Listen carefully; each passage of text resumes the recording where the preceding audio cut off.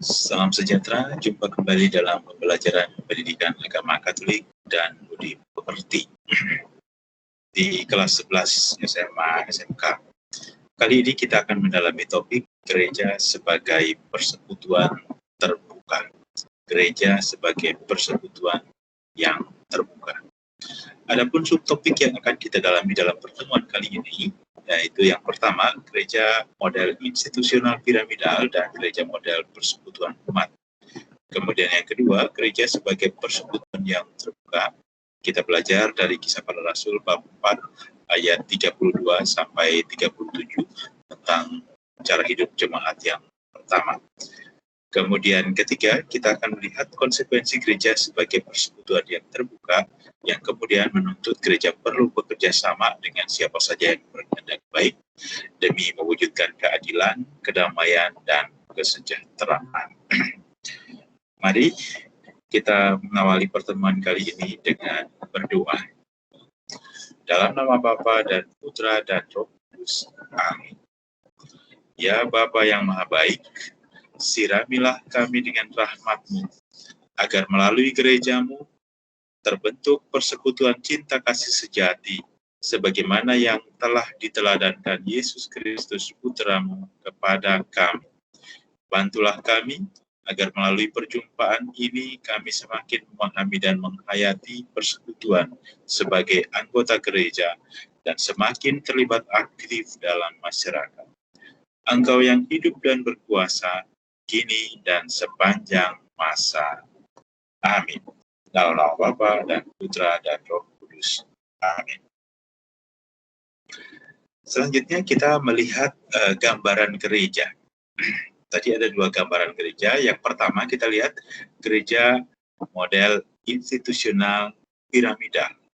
Dalam model ini lebih menekankan organisasi secara lahiriah yang bersifat piramidal dan tertata rapi. Pemimpin gereja hanya hierarki, kaum tertabis, mereka yang menerima sakramen imam, sementara orang awam berada di kelas berikutnya. Dalam model ini, gereja institusional yang bersifat piramidal itu tadi, hukum dan peraturan itu sangat penting untuk menjaga kelangsungan institusi. Kemudian berikutnya, sikap agak triumfalistik atau tertutup dan menganggap bahwa hanya satu-satunya yang menjamin keselamatan. Gereja sebagai satu-satunya yang menjamin keselamatan. Sedangkan di luarnya tidak ada keselamatan. Ada ungkapan yang sangat populer dalam bahasa Latin, extra ecclesia nulla salus. Artinya gereja merasa dirinya sebagai satu-satunya sumber kebenaran dan sumber keselamatan. Sehingga semua orang, seluruh umat manusia di dunia ini sedapat mungkin diarahkan untuk menjadi anggota gereja supaya selamat. Ini gambaran model gereja hierarkis piramidal. Itu dia tertata rapi, tersusun berdasarkan urutan-urutan tertentu.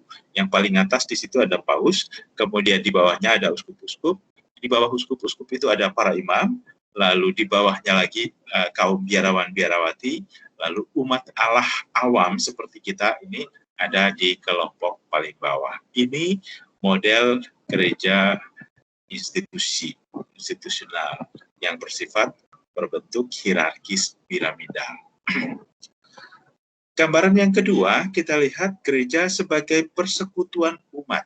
Model yang kedua, ini disebut model gereja persekutuan umat.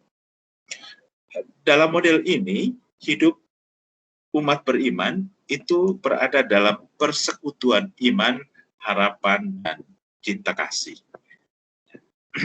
Seluruh umat ikut aktif dalam kehidupan menggereja secara bertanggung jawab. Karena tidak ada sekat-sekat, tidak ada umat Allah kelas 1, kelas 2, kelas 3, dan seterusnya, tetapi hidup dalam persekutuan sebagai satu anggota, satu komunio. Dalam model ini, hukum dan peraturan memang tetap perlu, tetapi dibutuhkan peranan suara hati dan tanggung jawab pribadi. Artinya hukum tidak kekeh, tidak kukuh harus diterapkan, tetapi juga mempertimbangkan peranan suara hati masing-masing secara bertanggung jawab. Kemudian dalam model ini gereja memandang dirinya bahwa bukan satu-satunya sumber keselamatan.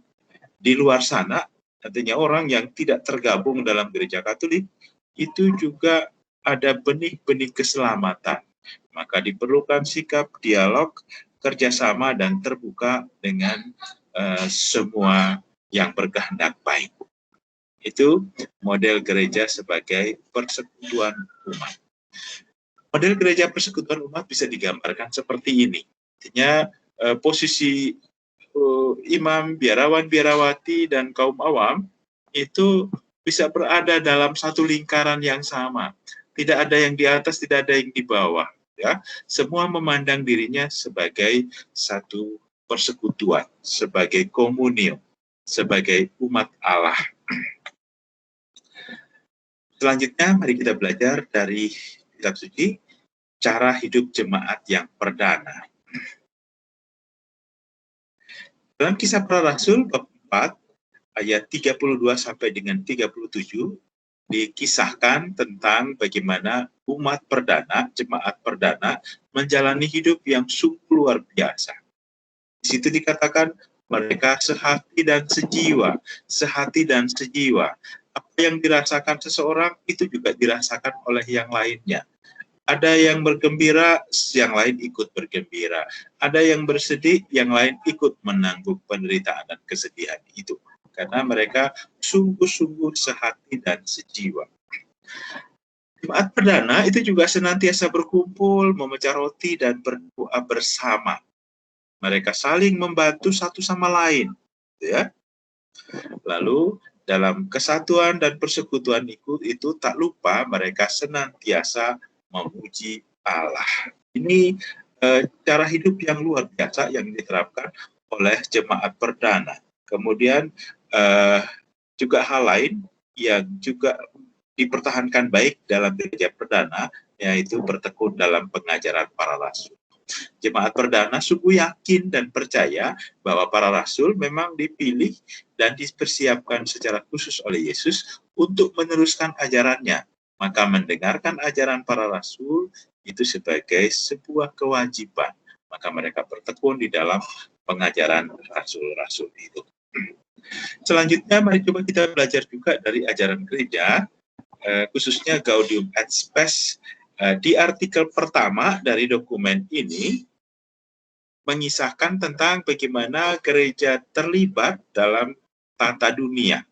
Gereja hadir di dunia bukan untuk dirinya sendiri, melainkan untuk dunia. Jadi gereja tidak egois, hanya memikirkan keselamatan bagi umat beriman Katolik saja, tetapi juga mencoba terlibat langsung dalam kehidupan, pergumulan, dan pergolakan dunia ini.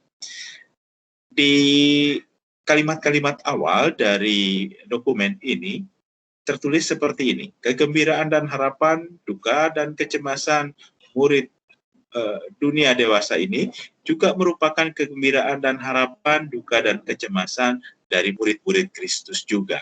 Jadi mau dikatakan bahwa apa yang dirasakan oleh umat manusia pada zaman ini adalah juga dirasakan oleh murid-murid Kristus, oleh gereja. Sebagai contoh, saat-saat ini umat manusia di dunia sedang berjuang, sedang dalam kecemasan, dalam kegelisahan karena wabah virus corona. Banyak kesedihan dan penderitaan yang terjadi. Banyak orang-orang yang harus merelakan nyawanya karena pandemi ini. Banyak keluarga-keluarga yang tercerai-berai, banyak yang merasa kehilangan akibat pandemi ini. Dalam banyak kesempatan kita melihat, kita mendengar, kita membaca bahwa gereja sungguh terlibat di sana. Bapak Paus sebagai pimpinan gereja universal sering kali memberikan peneguhan-peneguhan, mengucapkan doa-doa, kemudian mendorong umat Kristiani, umat Katolik untuk terlibat aktif dalam mengatasi bersama-sama persoalan dunia yang sedang terjadi saat ini. Ya. Semua murid Yesus mengalami dirinya sungguh erat dan berhubungan dengan umat manusia serta sejarahnya. Artinya penderitaan, kegelisahan, apapun yang dirasakan oleh dunia saat ini adalah juga dirasakan oleh gereja. Maka gereja wajib untuk terlibat dalam pergolakan dunia saat ini. Itu ketika kita belajar dari ajaran gereja, tepatnya dalam Gaudium et Spes.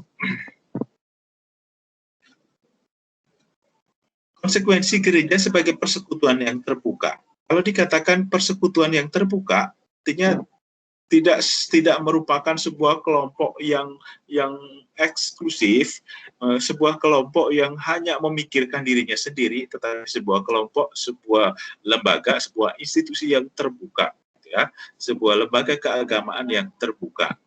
Maka konsekuensinya gereja wajib berdialog dengan agama dan budaya manapun. Karena sadar bahwa di luar gereja ada benih-benih keselamatan, maka dibutuhkan dialog untuk saling mengenal, menghargai, dan memperkaya. Mau dikatakan bahwa apa yang ada dalam agama-agama lain, apa yang ada dalam budaya-budaya lokal, itu tidak semuanya jelek, tidak semuanya buruk, dan bertentangan dengan nilai-nilai Injil.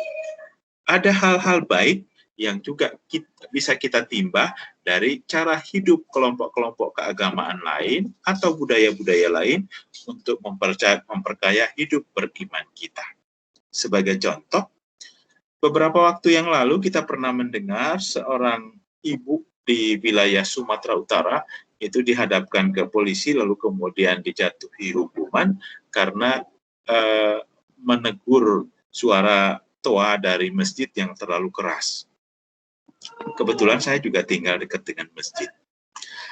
Kalau hanya mikirkan diri sendiri, ya kadang-kadang terasa kok mengganggu sekali ya suara masjid, suara pengeras suara dari masjid. Sementara itu kan hanya untuk mereka. Tetapi kalau kita memaknai baik, itu sungguh sebagai sebuah panggilan untuk beribadah. Panggilan untuk kembali ke rumah, memuliakan Allah dengan cara dan tradisi kita masing-masing. Jadi ketika panggilan salat untuk umat muslim, mereka pergi ke masjid atau sholat di rumahnya masing-masing. Sementara umat yang beragama selain Islam juga silakan mempersiapkan diri untuk berdoa di rumahnya atau di tempat ibadahnya masing-masing menurut tata caranya. Kalau itu dijalankan dengan baik, aman sebetulnya dunia ini. Tetapi kalau kita merasa kelompok lain itu sebagai saingan, sebagai ancaman, itu yang tak baik. Itu yang membuat perpecahan terjadi. Gereja hadir di tengah dunia dan mengalami segala macam pergolakan dunia ini. Maka gereja juga wajib turut bertanggung jawab dalam situasi yang terjadi dalam dunia sekarang ini. Ini beberapa contoh gambar yang saya tampilkan, model atau bentuk kerjasama atau bentuk dialog karya antar umat beragama, antar umat beriman. Sebagai salah satu contoh di gambar yang pertama, latar belakang dari gambar ini adalah gereja katedral. Bangunan di belakang orang-orang itu adalah gereja katedral. Tetapi orang-orang yang berjalan dari arah gereja itu orang-orang muslim, itu kelihatan dari pakaiannya, kemudian atribut-atribut yang mereka kenakan, ya. Jadi sebetulnya negara Indonesia itu sebuah model toleransi yang luar biasa kuat. Ada simbol persatuan, simbol toleransi yang dibangun oleh para pendiri bangsa. Di Jakarta, itu di tempat ini yang sekarang gereja katedral berdiri, gereja katedral Jakarta berdiri itu, di depannya persis di seberang jalan itu adalah bangunan Masjid Istiqlal, masjid terbesar di Indonesia bahkan di Asia. Dua rumah ibadah yang ya juga sama-sama megah, sama-sama tampak mewah, besar itu justru berada pada posisi strategis, sentral, dan berhadap-hadapan. Ini sebenarnya sudah menunjukkan dialog dan kerjasama. Jadi kalau tidak ada dialog, tidak ada kerjasama, tidak ada toleransi, mereka saling lempar-lemparan dan selesai. Tapi nyatanya justru akur, justru sangat bagus. Misalnya pada hari raya keagamaan, tempat-tempat ibadah yang sedang merayakan, misalnya kalau Idul Fitri, jemaat Muslim itu, umat Muslim itu justru memakai halaman gereja katedral yang luas itu untuk tempat parkir. Begitu juga sebaliknya, ketika Natal atau Paskah, ketika umat banyak beribadah ke gereja katedral, itu halaman Masjid Istiqlal justru dipakai sebagai tempat parkir dan dijaga bersama oleh remaja masjid, oleh kelompok-kelompok kaum Muslim yang menjaga parkir itu ketika umat Kristiani sedang beribadah di gereja katedral.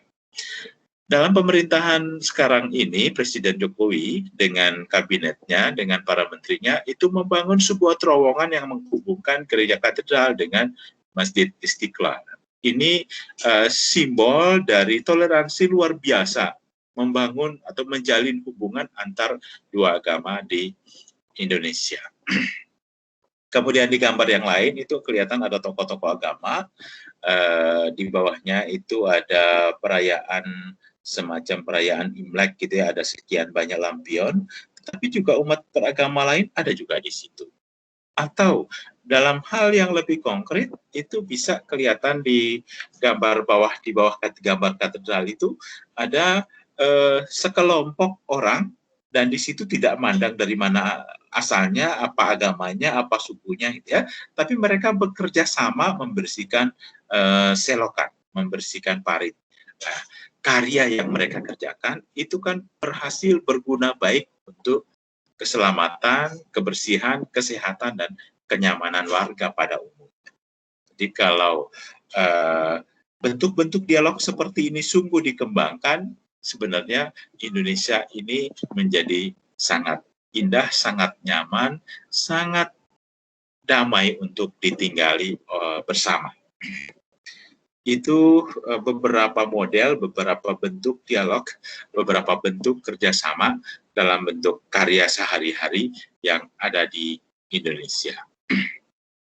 Selanjutnya sedikit lagi kita melihat keanggotaan gereja Katolik. Keanggotaan gereja Katolik. Gereja Katolik, umat yang ada di dalamnya itu merupakan umat Allah, satu umat Allah, ya. Tetapi karena tugas fungsinya berbeda, sehingga kemudian dari tugas dan fungsinya itu kita dapat melihat beberapa pembedaan kelompok, gitu ya. Sama-sama umat Katolik, sama-sama umat Allah, tetapi berbeda tugas atau fungsinya. Yang pertama, kaum hierarki. Kaum hierarki adalah mereka yang menerima sakramen imamat atau kaum tertabis, seperti imam, uskup, dan ya juga paus, ya. Karena menerima tabisan, mereka dikhususkan untuk melayani pengudusan. Mereka memimpin ibadah, perayaan-perayaan, dan melayani sakramen. Itu tugas kaum hierarki, tugas mereka yang tertabis.